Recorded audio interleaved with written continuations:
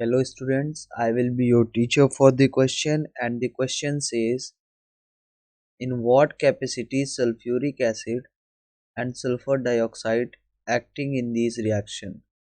Moist sulfur dioxide is passed through concentrated sulfuric acid. So what happened in this case? तो इस question में हमसे ये पूछा गया है कि जब हम मॉइस्ट सल्फर डाइऑक्साइड को कंसनट्रेटेड सल्फ्यूरिक एसिड से पास करेंगे तब क्या होगा और सल्फ्यूरिक एसिड उस वक्त कैसे एक्ट कर रहा होगा। तो आइए देखते हैं। जब हम मॉइस्ट SO2 को पास करते हैं कंसनट्रेटेड H2SO4 से, वो ड्राई SO2 पे कन्वर्ट हो जाती है। मतलब moisture of SO2 is absorbed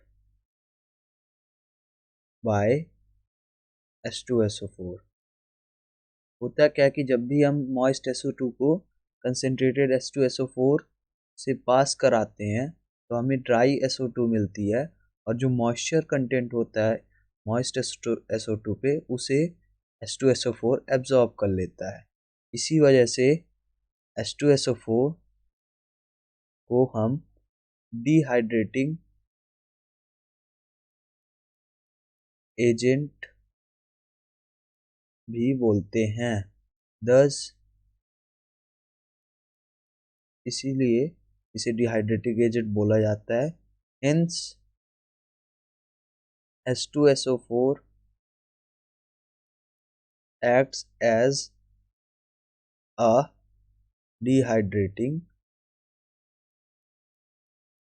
agent।